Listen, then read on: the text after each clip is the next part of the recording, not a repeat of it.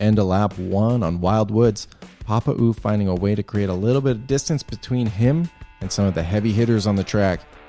Beautiful boost pad work, and then uses that mushroom to fly across the shortcut, flips a coin just for good luck, and goes into the second lap flying. Somebody looking to slow him down a little bit, Jamie. They've got the blue shell. But look at this. They just dodged that piranha snap, and you never seen it that close. It's incredible. And look at that Papa Oof getting blown up. But through 3 laps, despite that blue shell, they continue to hold on to first place. A little help from that red shell taking out their main competition in Astatine. And look at this, they start to fly away with this. Astatine trying their best to catch up, and they've got a bomb waiting for them. That electric shock almost acts as a huge benefit, and a green shell flying in there late. It just doesn't seem to matter. Bounces right by Papa Oof, who looks just poised to get a first place in this event. Flying across the line while people are pretty much just finishing with the boost pads. And look at this, Jamie throwing those green shells and takes out NQ Winters, but it doesn't seem to quite make the difference that they need. Falling into third place, Astatine in fourth, and NQ Winters holds on for that second despite the beautiful green shelling by Jamie. I mean, incredible stuff to see. I mean, Papa Oof starting out things strong, and this is the first time that they really held a significant lead over Astatine. So a lot of possibilities to potentially push for first in this entire event. Moving on to Mario Stadium.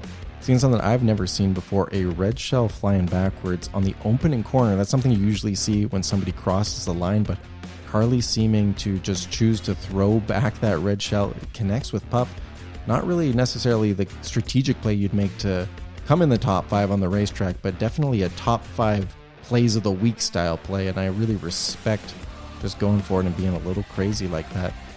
And I mean, it doesn't seem to have hurt them too much because they're up there battling with Papa Oof for first place. And, you know, Papa Oof, ever since that disconnection in the first race, he has just been absolutely locked in for these other ones. And it's just an absolute joy to see, and so much chaos unfolding there.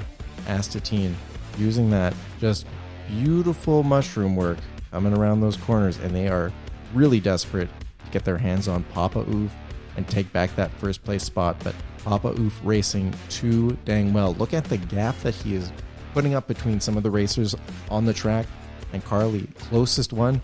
They throw that red shell and they do definitely connect. And I mean, Papa Oof in lap 3.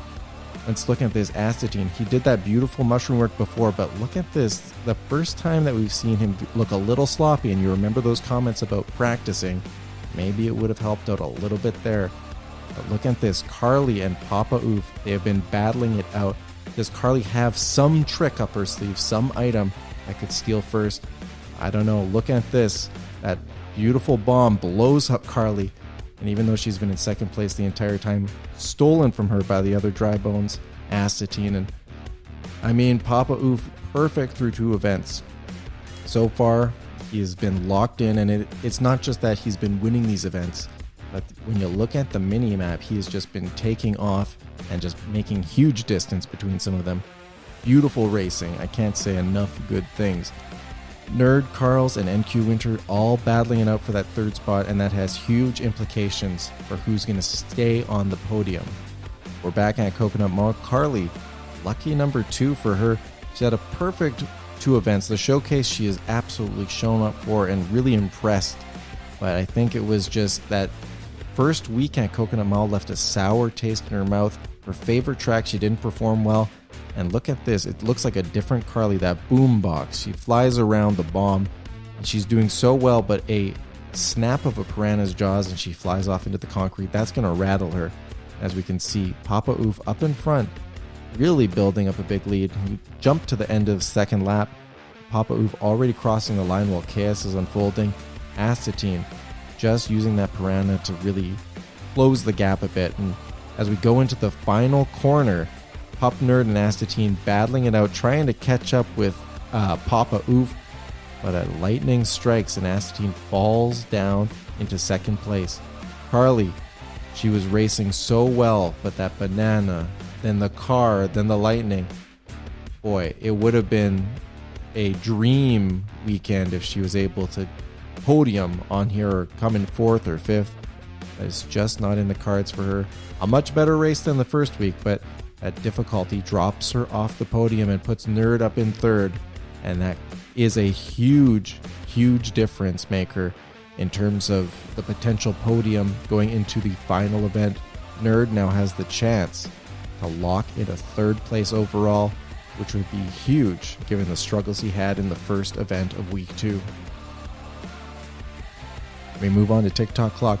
Papa Oof, a man possessed through 3 events and looking for perfection. You know, Astatine has got first place for the overall event pretty much locked up, but Papa Oof has a chance to say, I had the best stretch of racing over 4 events, and right now not looking so good. Astatine sending a huge message way up in front, but a blue shell looking to help out Papa Oof a little bit, maybe just squeeze the gap a little bit, but can't take advantage and drives off the track. Astatine just catching a little bit of a break, and a red shell hitting Papa Oof.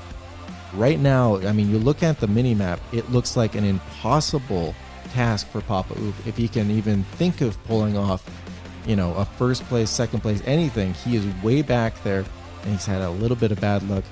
But he starts off with a beautiful 3 mushrooms that he's going to be using to perfection. Dodges that banana, it covered in oil. And I mean, that might be a huge deal for him. Another blue shell coming. Astatine, he is, I mean, I'd like to get the total for the number of blue shells that he's eaten over this time. But right now, it still looks unlikely. But that lightning, he's got the ghost. I mean, he throws the banana back. And look at this. A first place for Papa Oof. Completely unexpected. I mean, the stars aligned. But even then, I have never seen a finish like this where you literally crush your opponent and bounce off them over the line. I mean, on a comeback victory like this, I mean, 2 blue shells, a lightning, all of those things. I mean, you can't take it away. Astatine was the better racer in terms of the technicalities of it and knowing the track and racing well.